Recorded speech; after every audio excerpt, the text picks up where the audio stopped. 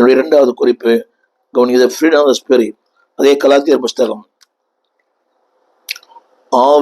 ஆவியானவராலே பிழைத்திருந்தால் ஆவிக்கேற்றபடி நடக்கவும் கடவும். ஆவியானவராலே, ஆவியல்ல, ஆவியானவராலே பிழைத்திருந்தால் நாம் ஆவிக்கேற்றபடி நடந்து கொள்வோம். அப்படியானால் ஒவ்வொரு நாளும் அதில் வாழ்வது மிக முக்கியம். தமிழில் சொல்லுகிறேன், தமிழிலே அதில் பிழைத்து கொள்ள கடவும். பிழைத்திருந்தால் அவர் my life should be in the spirit. என் ஜீவன், என் சுவாசம், என் வாழ்க்கை, அங்கே சொல்லப்பட்ட வார்த்தை பிழைத்திருந்தால், மை லைஃப், டெய்லி லைஃப், என் அன்றாட வாழ்க்கை ஆண்டவருக்குள் இருந்தால், வசனம் சொல்லுகிறது, நான் ஆவிக்கேற்றபடியும் நடந்து கொள்ள முடியும். இன்னைக்கு எத்தனை பேர் ஆவிக்கேற்ற நடந்து கொள்கிறார்கள்? திருமணங்கள் ஆவிக்கேற்றபடி இல்லை, எல்லாம் மாம்சத்துக்கு ஏற்றபடிதான். நம்முடைய வாழ்க்கையே ஆவிக்கேற்றபடி இல்லையே. ஞாயிற்றுக்கிழமை கூட 10 வரைக்கும் தூங்குவது, அதிகாலை எழுந்திருக்கிற சுபாவமே இல்லை. இரவெல்லாம் ஏதோ ஒன்றை, மொபைலோ சீரியலோ ஏதோ ஒன்றை பார்ப்பது. They are not controlled by the spirit. அது சொல்லுவேன், they are not, the context, அவருடைய வாழ்க்கை சரியில்லை.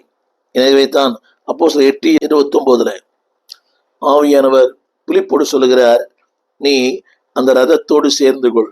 உங்களுக்கு வனாந்திரம்தான் மிகப்பெரிய எழுப்புதல். தேவன் சொல்கிறார், வனாந்திரத்திலே அந்த நேரங்களே when God guides, நமக்கு புரியாது. நான் சேர்ந்து கொள்ளும் போது ஆவியான, நான் சொல்கிற வார்த்தை ரதத்தோடு சேர்ந்து கொள்வதல்ல, சத்தியத்தோடு சேர்ந்து கொள். திரும்ப திரும்ப சொல்ல முடியும். இன்னைக்கு யாரும் விரும்புறதில்லை. இந்த கட்டுக்கதை, சினிமா நடிகர்கள், ஒரு திரைப்பட நடிகர் ஆலயத்துக்கு வந்தால் ஒரு கூட்டம். இதை ஒரு சீரியல் நடிக்கிறார், ஒரு செலிபிரிட்டி, ஒரு சபைக்கு வருகிறார், உடனே ஒரு கூட்டம். ஒரு பாடகர் ஒரு ஆல்பம் போட்டார், பிரபலமாயிட்டார், அவர் அன்றைக்கு சபைக்கு வருகிறார், திரளான கூட்டம். கவனிங்க, சொல்ல வந்த வசனம் நான் குற்றம் சொல்லவில்லை. தேவன் சொல்லுகிறார், நீ சத்தியத்தை பேசுகிற மனிதரோடு சேர்ந்து கொள். என் அன்பு தேவ பிள்ளையே, நீங்கள் போகிற ஆலயத்தில் வசனம் உண்டா? வசனத்துக்கு இடம் உண்டா? வெறும் பாட்டு, இறைச்சல், கூப்பாடு, அறிவிப்பு, பணம் பறிக்கிற இல்லை. சத்தியத்தை பேசுகிற இடமாய் பார்த்து. இரண்டாவது சொல்லுகிற வார்த்தை ஒரு 3 காரியங்களை சொல்லுகிறேன். Number 1, the freedom. ஆவியானவர்களுக்குள்ள சுயாதீனத்தை கொடுத்திருக்கிறார். You cannot. நீங்க கேட்கலாம், கேட்காம இருக்கலாம். நான் பலமுறை சொல்லியிருக்கிறேன், என் செய்திகள் பரவசம் கொடுக்காது, ஆர்ப்பாட்டம் இருக்காது, ஆனால் அதில் சத்தியத்தினுடைய ஆழம் இருக்கும். இதனுடைய நம்பிக்கை, பெருமை அல்ல. I know. நீ ஆர்ப்பாட்டத்தை ஜனங்க விரும்புறாங்க, கூச்சல், ஆர்ப்பாட்டம், சத்தம். சுந்தரம் அவர்களும் சாம்சுந்தரம் அவர்களும் அவருடைய செய்தியிலே என்ன அமைதி, ஆனாலும் ஒரு ஆழம் இருந்ததே. God has given the freedom. ரெண்டாவது சொல்ல விரும்புகிறேன், be faithful in God's scripture. முதல் குறிப்பு, ஆவியானவருக்கு கீழ்ப்படியுங்கள். ரெண்டாவது, faithful in God's word. இதனுடைய வசனத்துக்கு உண்மையாயிருங்கள். Then only you can operate it by God, operate by the Holy Spirit. அப்பொழுது மாத்திரம்தான் நீங்கள் ஆவியால் நடத்தப்பட முடியும். முதல் குறிப்பு, freedom. The Spirit of God has given the freedom. இரண்டாவது, faithfulness. மூன்றாவது, fellowship. இரண்டாவது குறிப்பு சொல்கிறேன், faithfulness in the scripture. வசனத்தை படிக்காமல், வசனத்தை விரும்பாமல் ஆவியால் நடத்தப்பட முடியாது. கவனியுங்கள், வசனமும் ஆவியானவர் சேர்ந்து இருக்கிறார்கள். வசனம் இல்லாமல் ஆவியானவர் இல்லை, ஆவியானவர் இல்லாமல் வசனம் இல்லை. அந்த வார்த்தையை படிக்கிறேன். அந்த வார்த்தை யோவான் 16:13. இந்த வார்த்தை கவனிங்க, சத்திய ஆவியாகியார் வரும்போது சகல சத்தியத்திற்குள்ளும். இந்த வார்த்தை நன்றாய் கேட்கிறேன். அப்போ ஆவியானவரும் சத்தியமும் சேர்ந்து இருக்கிறார்கள். சத்தியம் இருந்தால் ஆவியானவர் இருப்பார், ஆவியானவர் இருந்தால் சத்தியம் இருக்கும். புரிந்து கொண்டால் ஒரு ஆமீன் சொல்லுங்கள். ஆவியானவர் இருந்தால் சத்தியம் இருக்கும், சத்தியம் இருந்தால் ஆவியானவர் இருப்பார். அப்போ ஆவியானவரும் சத்தியமும் சேர்ந்து இருக்கிறார்கள். சத்திய ஆவியானவர். உங்களுக்கு புரிய நினைக்கிறேன். சத்திய ஆவியான கவனிங்க. நீ சத்தியத்தை பீப்புள் டசன்ட் லைக், ஆனால் அபிஷேகத்தை விரும்புகிறாங்க. குதிக்கணும், சத்தம் போடணும், பேய் ஓட்டணும். சத்தியம் இல்லாமல் ஆவியானவர் இல்லை. நீங்கள் சத்தியத்தை நேசியுங்கள், ஆவியானவர் உங்கள் ஊழியத்தில் கிரியை செய்வார். அடுத்த வார்த்தை, அந்த ஆவியானவர் சகல சத்தியத்திற்குள்ளும். நன்றாக கவனிக்க வேண்டும். அந்த ஆவியான என்னை உயர்வுக்குள்ளே, பணத்துக்குள்ளே, மேன்மைக்குள்ளே, புகழுக்குள்ளே, அந்தஸ்துக்குள்ளே, கட்டடங்களுக்குள்ளே நெவர். அவர் சொல்கிறார், நான் வரும்போது பணத்துக்குள்ளே அல்ல, உயர்வுக்குள்ளே அல்ல, மேன்மைக்குள்ளே அல்ல, சத்தியத்திற்குள்ளே உங்களை நடத்துவார்.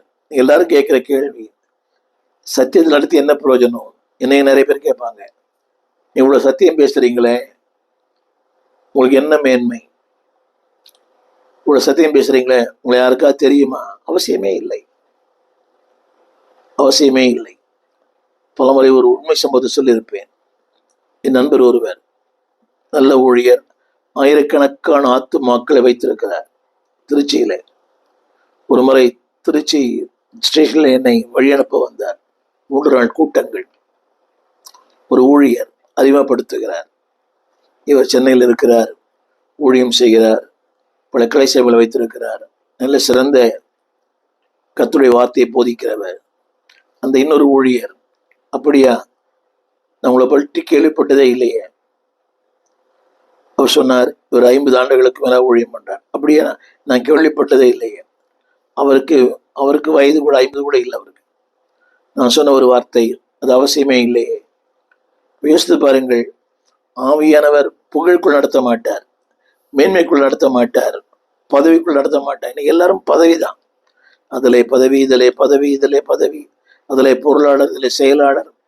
அதுக்கு ஏற்ற மாதிரி இன்னைக்கு ஏகப்பட்ட இன்றைக்கு வாரியங்கள், டயசஸ், ஏகப்பட்ட டயசஸ். ஒரே ஊழியர் எல்லா வாரியத்திலும் இருக்கிறார்.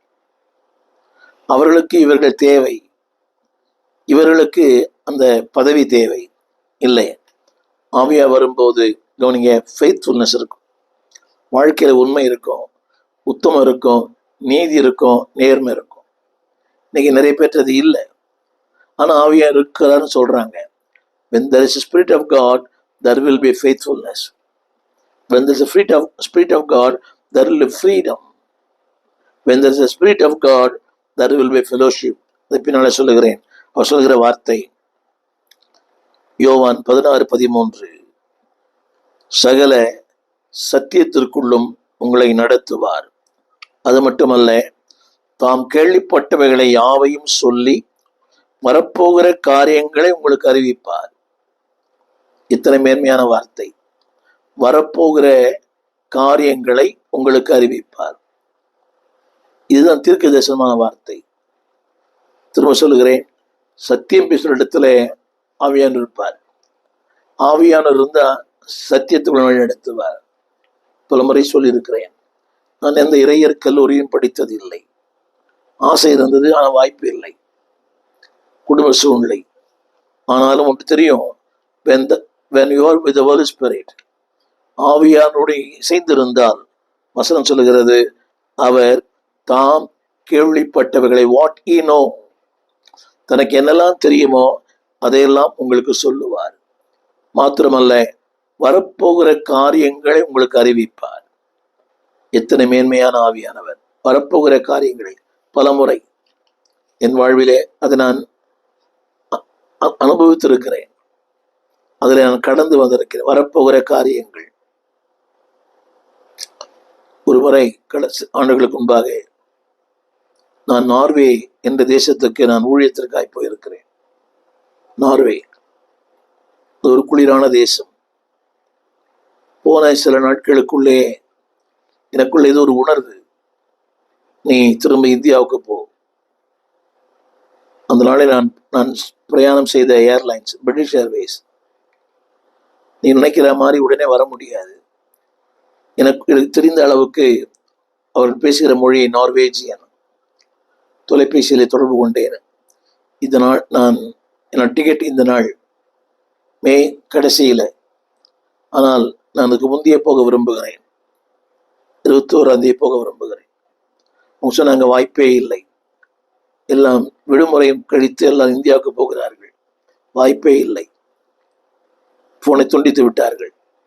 ஆனால் எனக்குள்ள ஒரு பாரம், இந்தியாவுக்கு போக வேண்டும். இங்கே அதிகமான வெயில், இங்கே அதிகமான குளிர். அந்த வீட்டின் நபரோடு கூட நான் சொன்னேன். அவருக்கு அது புரியவில்லை. இவ்வளவு வந்தீர்கள், உடனே போகிறீர்கள். ஆனால் எனக்குள்ளே ஒரு உணர்வு, போக வேண்டும். அவரும் தொலைபேசி தொடர்பு கொண்டார். அவர் மொழியில் அவர் பேசினார். அவர் சொன்னார், அதற்கு நிறைய பணம் தரணும், டேட் ஆஃப் சேஞ்சுக்கு. அவர் பேசினார். ஆச்சரியம் என்னவென்றால், அவர்கள் மே 24 என்னுடைய டிக்கெட் ஜூன் முதல் வாரத்தில் தேதியை மாற்றி கொடுத்தார்கள். நான் காலையில் அதிகாலையிலே விமான நிலையத்துக்கு போவதற்கு ஆஸ்லோ ஆயத்தமாக இருக்கிறேன். தொலைபேசி அழைப்பு என் வீட்டிலிருந்து. என் தாய் மரித்து போனார்கள். நன்றாக இருந்தவர்கள் தான். அதுக்கு முந்தின நாளோடு பேசினேன். ஆனால் திடீரென்று ஒரு மரணம்.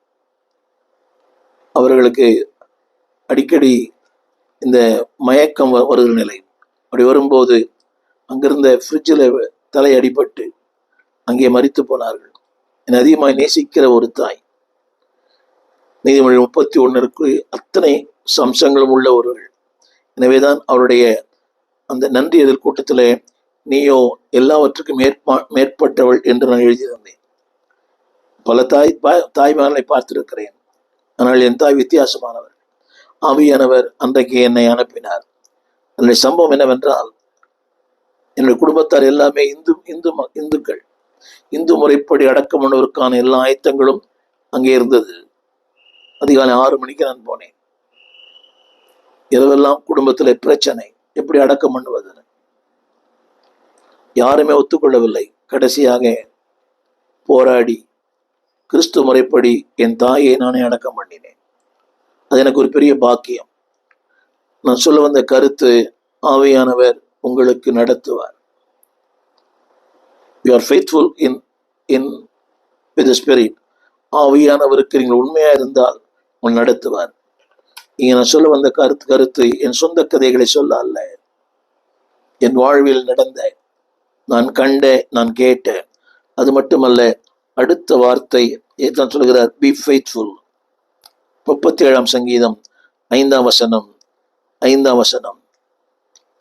தமிழ்ல நம்பிக்கையாயிரு, ஆங்கிலத்துல பி ஃபெய்த்ஃபுல். உன் வழியை கர்த்தருக்கு ஒப்புவித்து அவர் மேல் நம்பிக்கையாயிரு. ஆங்கிலத்துல பி ஃபெய்த்ஃபுல், தமிழ்ல நம்பிக்கையாயிரு, அப்பொழுது உன் காரியத்தை வாய்க்க பண்ணுவார். திரும்ப சொல்லுகிறேன், faithful in the spirit. ஆவியானவருக்கு நீ உண்மையா இருந்தால் உன் காரியங்களை வாய்க்க பண்ணுவார். முதல்ல சொன்னேன், சத்தியத்துக்குள்ளே நடத்துவார்.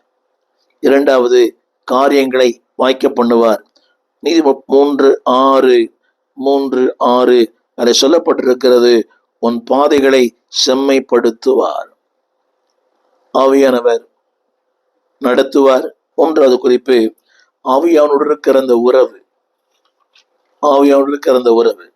அப்போஸ்தலர் நடபடியின் புஸ்தகம் 15 அதிகாரம் 28 fellowship in this with the Saint. ஆவியார் நடத்தப்பட வேண்டுமா? முதல்ல சொன்னேன், முதலாவது ஆவியானோடு உறவு, வார்த்தையோடு உறவு, அடுத்து பரிசுத்தவான்களோடு உறவு, ஃபெலோஷிப் வித் தி செயின்ட். இன்னைக்கு அதிகமான ஊழியரோடு உறவே இல்லை. சின்ன கேள்வி, என்னை கேட்டுக்கொண்டு அன்பு தேவ பிள்ளையே, உன் ஆலயத்தில் ஒவ்வொரு வாரமும் உன் ஊழியரை சந்திக்கிறீர்களா? மெகா சபையில் அது முடியாது, ஒரு சாதாரண சபையா இருக்கலாம். அவர் சந்திக்கிறீங்களா? ஒரு சின்ன அவரோட ஒரு ஹாய், ஒரு ஹலோ, இல்லாவிட்ட ஒரு சின்ன ஜெபம், ஒரு கை கொடுக்குது, பிரைஸ் தி லார்ட் சொல்வது. நீ யாரும் அப்படி இல்லை. ஆலயம் முடிந்த உடனே அப்படியே ஓடுவது. யோசித்து பாருங்களேன். Fellowship with the Saint. உங்கள் ஊழியரை சந்தியுங்கள், ஊழியரோடு பேசுங்கள். ஒரு வார்த்தை, ஒரு பிஸியா இருக்கலாம், ஒரு நேரம் வெயிட் பண்ணுங்க. நம்ம என்ன சொல்றோம், பாஸ்டர் நீங்க மற்றவங்களோட பேசியிருந்தீங்க அதனால நான் போயிட்டேன். இல்லை, வெயிட். இதுக்கும் காத்திருக்கிறோமே, ரேஷன் கடையிலே, வங்கியிலே, அலுவலகங்களிலே. யோசித்து பாருங்கள், விசா ஆஃபீஸில் இவ்வளோ நேரம் மணிக்கணக்காய் காத்திருக்கிறோம். இன்டர்வியூவில் அங்கெல்லாம் காத்திருக்கும் போது why not you wait for some time? உங்கள் ஊழியனை சந்திப்பதற்கு ஏன் சில நிமிடங்கள் காத்திருக்க கூடாது? நான் சொல்ல அந்த வார்த்தை ஃபெலோஷிப் வித் சைன். அப்போஸ்தலர் நடபடிகள் 15:28 அதில் சொல்லப்பட்டிருக்கிறது, நீங்கள் விலகி இருக்க வேண்டிய காரியங்கள் விலகிருங்கள், நெருங்கியிருக்கிற காரியங்கள் நெருங்கிருங்கள். ஃபெலோஷிப் வித் சைன், அதாவது உலகத்துக்கு விலகி இருக்க வேண்டும், ஊழியனோடு நெருங்கி இருக்க வேண்டும். அடுத்த குறிப்புக்கு போக விரும்புகிறேன். Control by the Holy Spirit, ஆவியானுடைய கட்டுப்பாட்டிற்கு அடங்கியிருங்கள். இன்னைக்கு கீழ்ப்படுதல் என்பது கடுகளவும் இல்லை. திருச்சபையிலே கீழ்ப்படிவதில்லை ஜனங்கள். நிறைய பேர் கீழ்ப்படிவதில்லை. சின்ன பையன்ல இருந்து பெரிய வயசான கீழ்ப்படிவதில்லை. குடும்பங்களிலே பிள்ளைகள் பெற்றோர் கீழ்ப்படிவதில்லை. அநேக குடும்பங்களிலே மனைவி கீழ்ப்படிவதில்லை. ஏன்னா அவங்க சம்பாதிக்கிறாங்க. கேட்டால் சமத்துவம், ஈக்குவாலிட்டி இல்லை. கிறிஸ்துவத்தில் அதல்ல. கீழ்ப்படியுங்கள். மனைவிகளே, உங்கள் சொந்த புருஷருக்கு கீழ்ப்படியுங்கள். ஊரில் எல்லாரும் கீழ்ப்படுறீங்க, ஆனால் வீட்டில் இருக்கிற ஆளு கீழ்ப்படிலையா? உரிமையில பேசுவது, வா போ. சில குடும்பங்களில் வாடா போடா, பேரை சொல்லி கூப்பிட கணவன்லாம் மனைவியெல்லாம் இருக்கிறாங்க. அது எந்த விதத்தில் ஏற்புடையதுன்னு எனக்கு தெரியவே இல்லை. தவறு. திரும்ப சொல்லுகிறேன், சத்தியத்திற்கு கீழ்ப்படியுங்கள். ஆரம்பத்தில் சொன்னேன், obey God's word, obey the rules and regulation, obey your culture. உங்கள் கலாச்சாரத்திற்கு நீங்கள் கீழ்ப்பட்டுவீங்கள். வெளிநாடுகள் வேறு, இது வேறு. அவங்க 50 ஆண்டுகள் ஒரு கணவன் மனைவியோட வாழ்ந்தால் அதை அவங்க சொல்றாங்க அது கிண்ண சாதனைன்னு சொல்றாங்க. கிண்ண சாதனை. அது அவருடைய கலாச்சாரம் வேறு, நம்முடைய கலாச்சாரம் வேறு. மனைவிகளே, உங்கள் கணவருக்கு கீழ்ப்படியுங்கள். பிள்ளைகளே, பெற்றோருக்கு கீழ்ப்படியுங்கள். விசுவாசிகளே, உங்கள் ஊழியருக்கு கீழ்ப்படியுங்கள். ஒருவேளை படிக்காத ஊழியராக இருக்கலாம், உங்களைப் போல வசதி படைத்த ஊழியராக இல்லாமல் இருக்கலாம். Obey your pastor. அடுத்த குறிப்பு, control by the Holy Spirit. அவை நடத்த வேண்டுமானால் அவருக்கு அடங்கியிருங்கள். வசனத்தை வாசிக்கிறேன். வசனத்தை அதே அப்போஸ்தலர் நடபடிகள் 16ஆம் அதிகாரம் 6-7 அந்த வார்த்தை இப்படி சொல்லுகிறது. நாங்கள் பிரிக்கியா கலாத்தியா நாடுகளை கடந்து போன போது வசனத்தை சொல்லாதபடி ஆவியானவராலே தடை பண்ணப்பட்டோம். 7ஆம் வசனம், பிரயத்தனம் பண்ணினோம், ஆனால் ஆவியானவர் போக ஒட்டாதிருந்தார். சில நேரங்களிலே நம்முடைய ஜெபங்கள்ல கூட when God says no, he has some better things in your life. ஆண்டவர் நோ என்று சொல்வாரானால் ஒரு மேன்மையான, மகிமையான, மகத்துவமான காரியங்களை உங்களுடைய வாழ்க்கையில வைத்திருக்கிறார். எனவே நோன்னு சொல்லும் போது டோன்ட் டிசப்பாயிண்டட். சோர்ந்து போக வேண்டாம், விரக்தி அடைய வேண்டாம், உங்களை நொந்து கொள்ள வேண்டாம். அந்த வார்த்தை சொல்லுகிறது, பிரயத்தனம் பண்ணினார்கள், ஆவியானவரோ போக ஒட்டாதிருந்தார். கண்ட்ரோல். சில நேரங்கள் கஷ்டம்தான். விசா கிடைக்கல, டிக்கெட் கிடைக்கல, ட்ரெயினை மிஸ் பண்ணிட்டேன், அதை விட்டா திருமணம் நடக்கல. அதாவது ஒரு பின்னணி இருக்கும். அதாவது பின்னணி இருக்கும். நீங்கள் அதை அனுபவித்தவர்களுக்கு மட்டும் புரியும். இப்பொழுது துக்கமாய் தோன்றும், அதுல பழகினவர்களுக்கு நீதியான பலனை தரும். இப்போ துக்கமா இருக்கலாம், a day will come, நீதியான பலனை தரும். முதல்ல சொன்ன the context of the spirit, ஆவியானவருடைய அந்த வழி நடத்துதல். இரண்டாவது கண்ட்ரோல், ஆவியானவரால் ஆளப்படுவது. ஒரு நாள் இப்படி பேசுறோமே, இப்படி செய்யறோமே, 2 காரியங்கள் ஆங்கிலத்தில் சொல்லுவாங்க.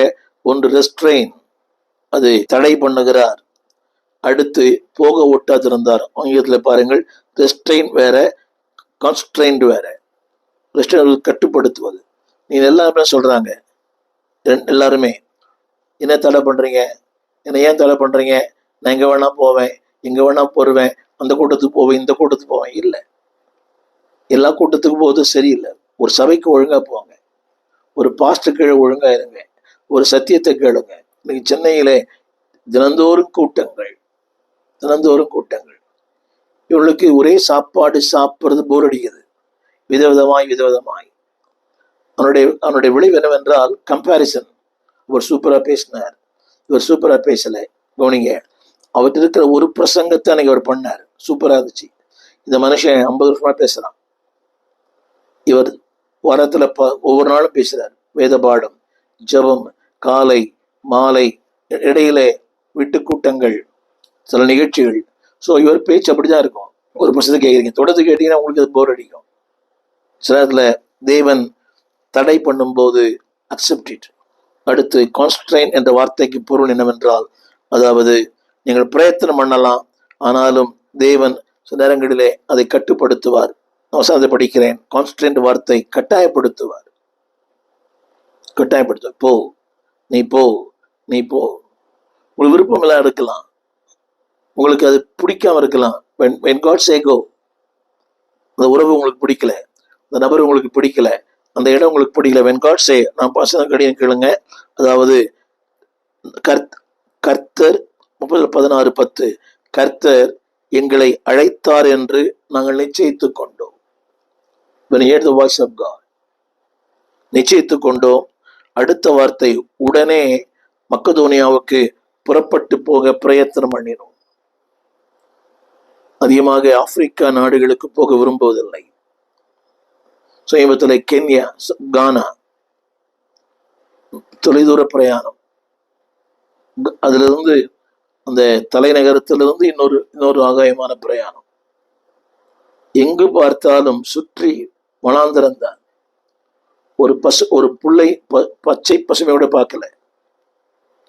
அந்த கானா என்ற இடத்துல அக்கரா, அடுத்து இன்னொரு கிராமம் டமாலி.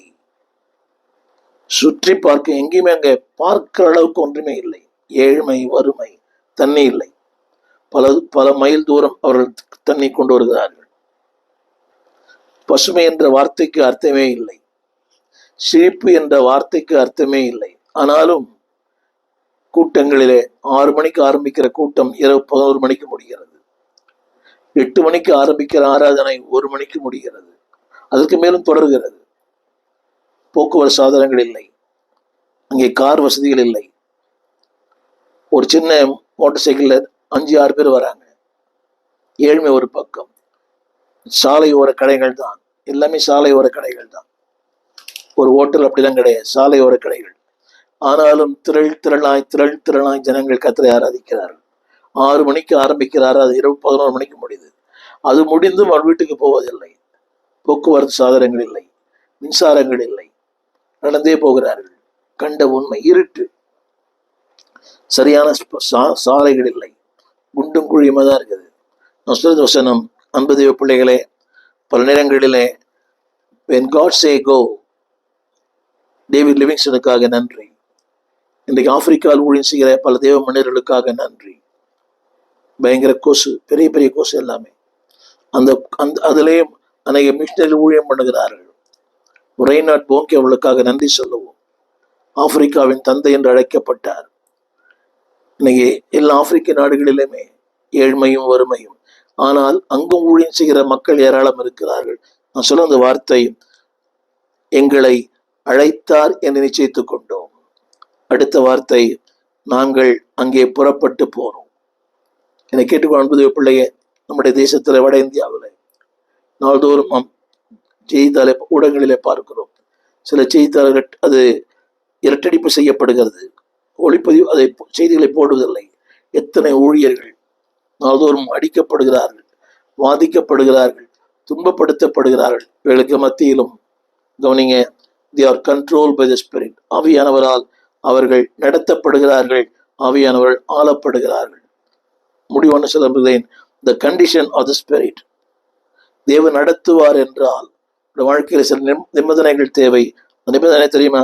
கீழ்ப்படிதல், ஒபீடியன்ஸ். 2வது டிபெண்டன்ஸ். திரையிலே பாருங்கள். ஒன்று கீழ்ப்படிதல், இன்னொன்று அவரையே சார்ந்து கொள்ளுதல். கீழ்ப்படிதல். அப்போஸ்தலர் 5:32. தேவன் தமக்கு கீழ்ப்படியவர்களுக்கு தந்தருளின பரிசுத்த ஆவியானவர். ஆவியானுடைய இந்த உறவு நான் சொன்ன பார்த்தீங்களா? பெருக்கம், நிறைவு, ஆசீர்வாதம், பாதுகாப்பு, பராமரிப்பு.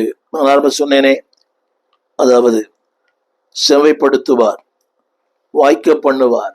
இதெல்லாம் நடக்க வேண்டுமானால் number 1, obey the spirit of God.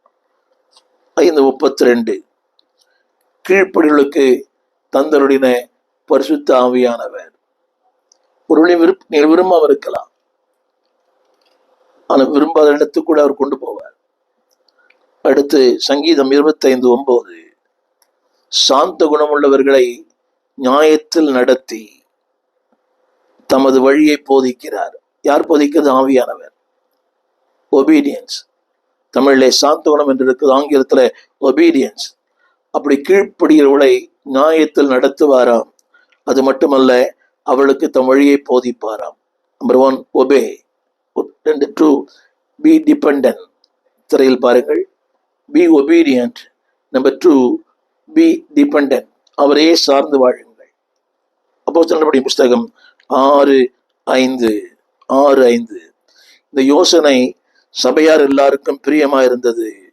அப்பொழுது விசுவாசமும் பரிசுத்தமும் நிறைந்தவனாகிய ஸ்தேவானையும் பிலிப்பையும் பிரகோரையும் நிக்கோரனையும் தீமோனையும் பர்மெனாவையும் யூத மார்க்கத்து அமைந்தவனான அந்தியோகியா பட்டணத்தினாகிய நிக்கோலாவையும் தெரிந்து கொண்டோம்.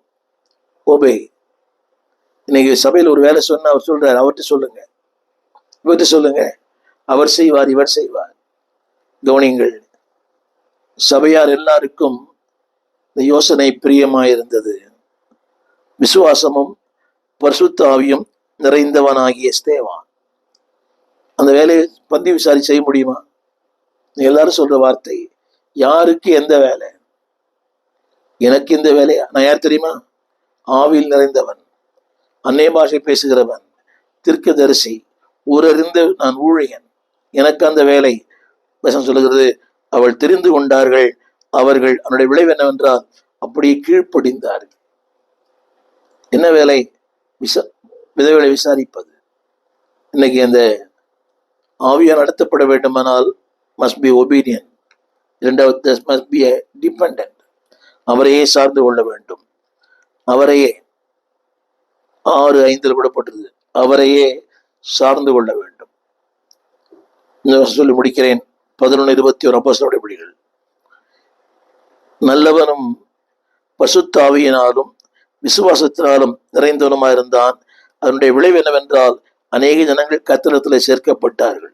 இங்கே பர்னபாவை குறித்து சொல்லப்பட்டிருக்கு. பர்னபாவை டிபெண்டன்ட், அதாவது தேவன் என்ன சொன்னாரோ அப்படியே நல்லவனும் பரிசுத்த ஆவியானவராலும் விசுவாசத்தினாலும் நிறைந்தவனாயிருந்தான்.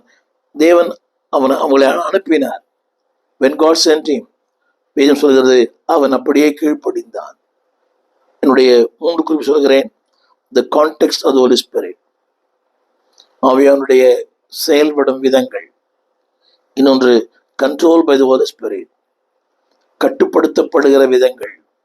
மூன்றாவது கண்டிஷன்ஸ், நிபந்தனைகள். அந்த முதல் குறிப்பிலே freedom of the Holy Spirit, faithfulness of the Holy Spirit, fellowship of the Holy Spirit. இரண்டாவது குறிப்பில் ரெஸ்ட்ரெயின்ட் ஆஃப் தி ஸ்பிரிட், தடை பண்ணுகிற ஆவியானவர். கான்ஸ்ட்ரெயின்ட், நம்மை உந்தி தள்ளுகிற ஆவியானவர். சொல்கிறான், கிறிஸ்துவின் அன்பை நெருக்கி ஏவுகிறது. When God says something, do it.